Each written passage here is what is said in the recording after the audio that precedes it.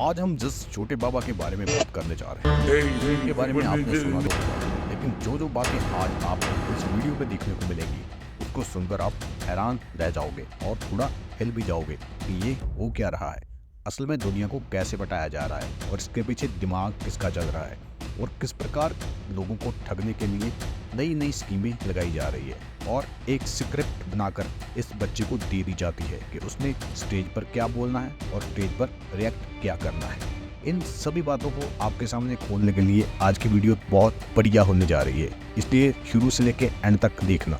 आपको लॉजिक के साथ सारा कुछ समझ आ जाएगा कि ये चल क्या रहा है। इनकी वीडियो तो आपने देखी ही होंगी और कई बार इन्होंने ऐसे ऐसे बयान दिए हैं जिनको सुनकर आपको लग रहा होगा कि ये तो सच में ही भगवान का रूप है और ये तो भगवान के बहुत करीब है।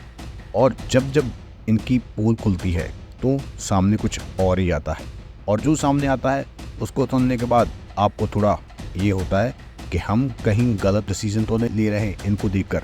लेकिन अब जो बात आपको सामने आ रही है आप थोड़ा सा हैरान हो जाओगे, क्योंकि इसके पीछे सच्चाई ये नहीं जो आप सोच रहे हैं, सच्चाई कोई और है। क्योंकि इस बालक के पीछे जो दिमाग चल रहा है वो चल रहा है इनके घर वालों का।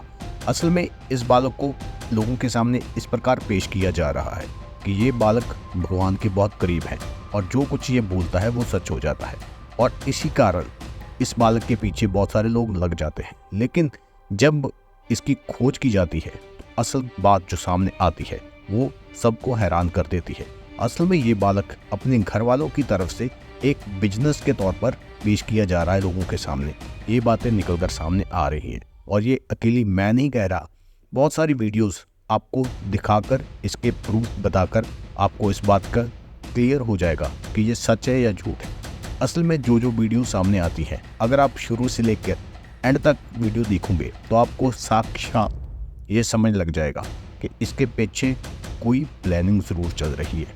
और अगर बात करें तो इसके पेरेंट्स की, इसके फादर के 2 बिजनेस थे जो कि पहले फेल हो चुके थे और उनके बाद उनके पास उनके दिमाग में एक और बिजनेस आया जिसके बाद उन्होंने सोचा कि शायद ये चल सकता है और उन्होंने अपने बेटे को आगे कर दिया और जिसके पीछे दिमाग चल रहा था उनके फादर का।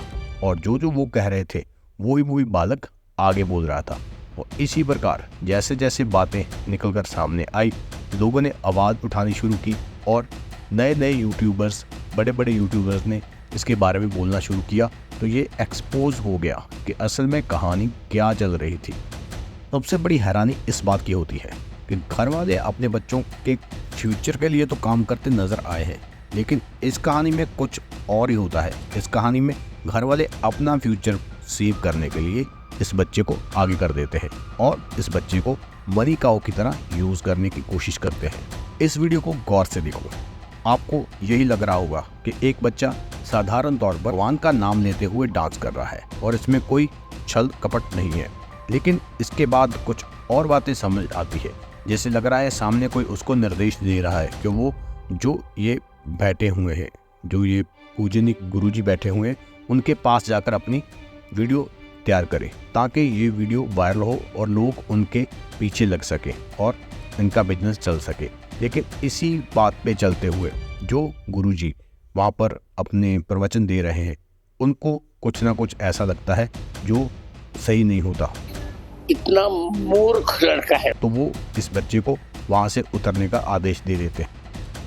नीचे पहुंचाने के लिए पता चलता है कि यहाँ पर वीडियो बनाने का मेन मकसद ये था कि इस वीडियो को वायरल करके बहुत सारे फॉलोअर्स बटोरे जाने थे और बहुत सारे लोगों को बुद्धू बनाया जाना था। क्योंकि ये जो पूजनीय गुरुजी बैठे हुए हैं ये अपने आध्यात्मिक तौर पर बहुत बड़े माने गए हैं, जिनके पीछे लोग बहुत तरीके से जाते हैं और ये लोगों के प्रॉब्लम्स का समाधान भी करते हैं। और इसी प्रकार ये बहुत फेमस होने के कारण इनके पास इस बच्चे को खड़ा किया गया है कि उनकी वीडियो इनके साथ वायरल हो और उसके हिसाब से लोग उनको भी यही समझे कि ये जो बच्चा है वो भी गुरुजी के क्लोज है और ये बच्चा भी काफ़ी भगवान के करीब है। ऐसी गुरुजी के पास वीडियो बनाने की प्लानिंग करके उसके फादर ने तो ये सोचा होगा कि शायद वो लोगों को बुद्धू बना देंगे, ऐसी वीडियो बनाकर वो वायरल करके अपने बच्चे को काफ़ी ऊपर ले जाएंगे। लेकिन वहाँ पर जो बैठे हुए हैं संत वो भी कोई छोटी नॉलेज वाले नहीं थे।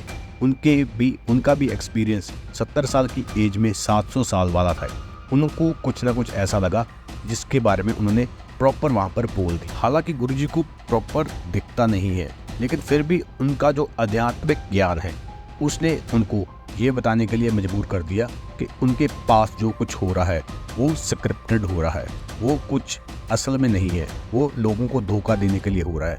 इसलिए चाहे उनकी आंखों की रोशनी नहीं है, लेकिन उनको इस बात का ज्ञान हो गया कि ऐसा कुछ हो रहा है, तो उन्होंने जल्दी जल्दी उस बच्चे को वहाँ से उतारने का निर्देश दे दिया।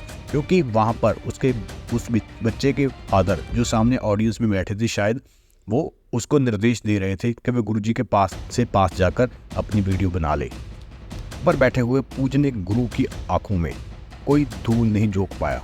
जैसी उन्होंने प्लानिंग की थी इस बच्चे के फादर ने, वो ऐसा नहीं कर पाए, क्योंकि गुरुजी को इसके बारे में कुछ ना कुछ ज्ञान हो जाता है। संत वहाँ पर बैठे हैं जिनके सामने ये सारा कुछ हो रहा था, असल में वो कोई छोटे मोटे गुरु नहीं है। उनका नाम है रामभद्राचार्य। वो बहुत बड़े एजुकेटर और स्पिरिचुअल गुरु है, जिनकी उम्र के अकॉर्डिंग अगर देखें तो उनको 70 साल में 700 साल का ज्ञान है। जीती जागती उदाहरण ये है कि हालांकि उनको दिखता नहीं, पर जैसे ही ये ढोंग लड़का उनके सामने करता है तो उनको कुछ ना कुछ ऐसा लगने लगता है। इसके बाद वो उसको जल्दी से जल्दी स्टेज से उतरने का आदेश दे देते हैं। इनके ज्ञान की अगर बात करें तो इनके ज्ञान की कोई सीमा नहीं है और बड़े बड़े लोग इनको नतमस्तक होते हैं। इनके फादर के द्वारा एक प्लानिंग के अकॉर्डिंग इसकी इंटरव्यू करा दी जाती है, जिसमें वही क्वेश्चन पूछे जाते हैं जो इस बच्चे को रटाए जाते हैं। इसमें आपको इन इंटरव्यूज में आपको ये सारा कुछ सच पता चल सकता है अगर आप गौर से देखते हैं। आप में थोड़ा सा भी दिमाग है तो आप किसी बंदे की चालाकी को आसानी से पकड़ सकते हो और इसके लिए ज़्यादा हेर फेर करने की ज़रूरत नहीं होती। आपको अगले बंदे की बातों से ही ये ज्ञान हो जाता है कि वो झूठ है या वो सच है। इसी प्रकार इन इंटरव्यूज़ को अगर आप देखते हैं तो इस बात की क्लैरिटी हो जाती है कि इस बच्चे को वो क्वेश्चनों के आंसर रटाए गए थे और जिस प्रकार ये बोल रहा है इससे ये साक्षात पता चल रहा है कि अगर आप नेचुरली बात करते हैं तो वो बात की जो बोलने का ढंग होता है वो हर बार कुछ ना कुछ चेंज होता है। लेकिन जब स्क्रिप्ट राइटेड होती है, जब ये सारा कुछ स्क्रिप्टेड होता है तो वही बोलना होता है। यही ये बच्चा कर रहा है। जैसे जैसे जब इंटरव्यू इसकी आप देखते हैं तो सेम टू सेम वही वर्ड, वही लहजा, सारा कुछ वही बोला जाता है, जिससे आसानी से पता चल रहा है कि ये सारा कुछ स्क्रिप्टेड है। और इसी प्रकार फंस वहाँ पर जाते हैं जब कुछ ऐसा क्वेश्चन पूछ लिया जाता है जो स्क्रिप्ट में लिखा नहीं होता, तो ये सारा भांडा फोड़ हो जाता है, जो आपको इस वीडियो में साफ साफ दिखता है। अब क्या बोलूँ,